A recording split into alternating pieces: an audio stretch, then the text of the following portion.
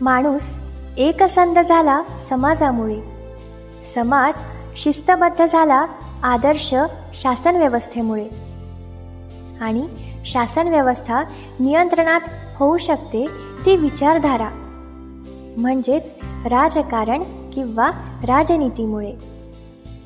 आज कितीही बदनाम वाटत असले तरी आदर्श शासन निर्मितीसाठी राजकारण आणि राजनीती अत्यंत महत्त्वाचे आहे. हजारो वर्ष जगाच्या पाठीवर असे राजनैतिक विचार मांडणारे व्यक्ती आणि त्यांचे सिद्धांत यांचा परिचय करून देणारी साहित्य उत्सवची विशेष शृंखला ऐकणार आहोत निखिल देशमुख यांच्यासोबत. राजधर्म. नमस्कार. साहित्य उत्सव राजधर्म या आपल्या विशेष प्रसारण शृंखलेमध्ये आपलं सर्वांचं मी निखिल सहर्ष स्वागत करतो. आपण मागील 3 भागांमध्ये कार्ल मार्क्स आणि मार्क्सिझम याबाबत जाणून घेतलं. तसेच आज आपण जाणून घेणार आहोत the father of Indian communism, भारतीय साम्यवादाचे प्रणेते म्हणून ज्यांच्याकडे बघितलं जातं, ज्यांना ओळखलं जातं आणि जे आहेत ते म्हणजेच एम.एन. रॉय. एम.एन. रॉय यांचा जन्म 1887 साली पश्चिम बंगाल येथे झाला. त्यांचं लेखन हे खूप जास्त आहे. भारत कसा असावा, भारताची व्याख्या कशी असावी, भारताचे कायदे कसे असावे याबाबत त्यांनी पुष्कळचं असं लेखन केलेलं आहे. तसेच स्वामी विवेकानंद आणि बंकिमचंद्र चटर्जी यांच्यापासून ते विशेष प्रभावित होते. सुरुवातीला एक सशस्त्र क्रांतिकारी म्हणून एम.एन. रॉय यांनी भारताच्या स्वातंत्र्य लढ्यात आपलं योगदान दिलं. सर्वात मोठी घटना कारणीभूत ठरली ती म्हणजे बंगालचं पार्टिशन जे झालं होतं, बंगालची फाळणी 1905 रोजी. त्यावेळी जे 2 गट प्रामुख्याने उदयास आले तेच म्हणजे मवाळवादी आणि जहालवादी. तर यापैकीच जहालवादी गटाचे प्रतिनिधी म्हणून एम.एन. रॉय यांनी कार्य केलं. तसेच विविध देशांमध्ये त्यांना भटकावं लागलं. शस्त्रास्त्र गोळा करण्याकरिता असो किंवा पैसा गोळा करण्याकरिता असो, काही देशांमध्ये त्यांनी भटकंती केली. उदाहरणार्थ Indo China, China, Indonesia, Germany, Japan आणि शेवटी अमेरिका. अमेरिकेत असताना साम्यवादी विचारसरणीचा प्रभाव त्यांच्यावरती पडला. मार्क्सबद्दल वाचायला त्यांनी सुरुवात केली आणि हळूहळू ते साम्यवादाकडे झुकत गेले. त्यानंतर त्यांनी मेक्सिकोचा सुद्धा दौरा केला आणि रशियामध्ये 1917 जी रशियन रेव्होल्यूशन झाली होती, जी जगातली पहिली साम्यवादी क्रांती म्हणून ओळखली जाते, परंतु रशियाच्या बाहेर प्रथमच साम्यवादी पक्षाची जी स्थापना केली गेली मेक्सिकोमध्ये, त्यामध्ये प्रामुख्याने एम.एन. रॉय हे सहभागी होते. त्यानंतर त्यांना मॉस्को इथे सुद्धा बोलावलं गेलं आणि लेनिन आणि एम.एन. रॉय यांच्या काही भेटी झाल्या, डिबेट झाले, त्यांच्यामध्ये चर्चा झाल्या आणि त्यांनीच त्यांना भारतामध्येही साम्यवाद आणण्याकरिता प्रवृत्त केलं. त्यानंतर परत ते चायनाला गेले आणि असेच नंतर भारतात परत आले. भारतात परत आल्यानंतर त्यांना अटक केली गेली. 5 ते 6 वर्ष ते जेलमध्ये राहिले आणि त्यानंतर त्यांच्या आयुष्यातील एक अशी सुद्धा स्टेज आलेली आहे की ज्यावेळी ते मार्क्सवादापासून थोडे बाजूला झाले आणि मानवतावादाकडे झुकले. व्यक्ती, तिचे अधिकार याला जास्त महत्त्व त्यांनी दिलं. तर आता आपण आज जाणून घेऊया एम.एन. रॉय यांच्या विचारांबाबत. भारताची समाज व्यवस्था त्याचा अभ्यास करण्याकरिता एम एन रॉय यांनी मार्क्स यांनी जी थेरी दिली ती थेरी वापरली आणि ती थेरी लावूनच त्यांनी ब्रिटिश भारतात आले त्यावेळीची परिस्थिती आणि त्या आधी भारतीय समाज हा कसा होता याबाबतची थेरी दिली. रॉय हे त्या इतिहासकारांवरती टीका करतात ज्यांनी अशा प्रकारच्या गोष्टी लिहून ठेवलेल्या आहे की औरंगजेबाला दिवसाला किती किशमिश लागायचे, किती काजू लागायचे आणि त्याने किती काजू खाल्ले. ते अशा इतिहासकारांचा धिक्कार करतात आणि अशा प्रकारचा इतिहास कोणीही लिहिला नसल्याचे सांगतात की ज्यामध्ये भारतीय समाज व्यवस्था ही कशी बदलत गेली आणि ते बदलत असताना नेमके कुठले कुठले टप्पे होते.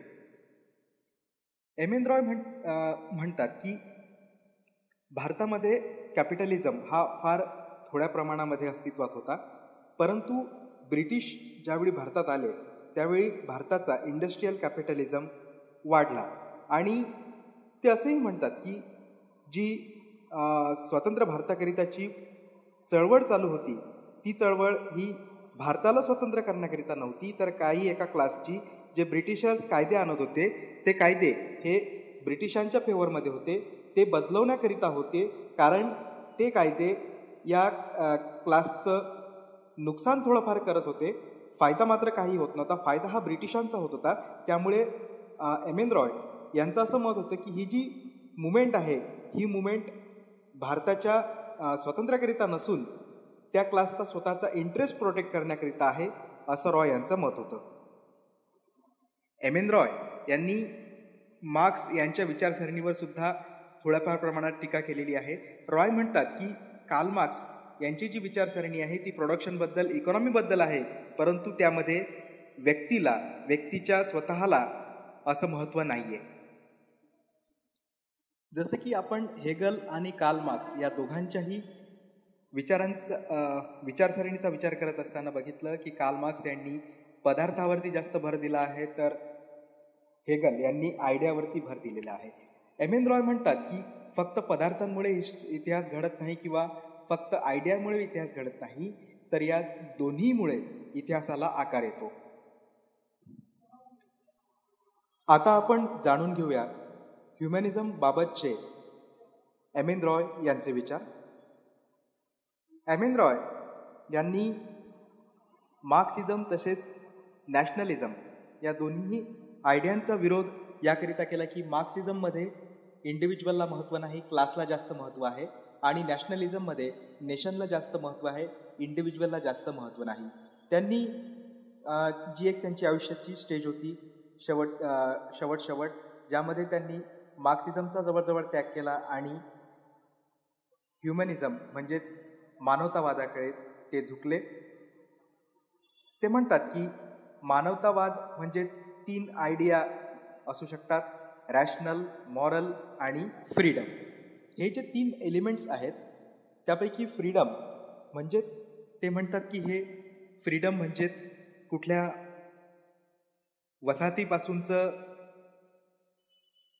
वसाहतीला साम्राज्यापासूनचं स्वातंत्र्य म्हणजे नाहीये, हे व्यक्तीचं स्वातंत्र्य आहे.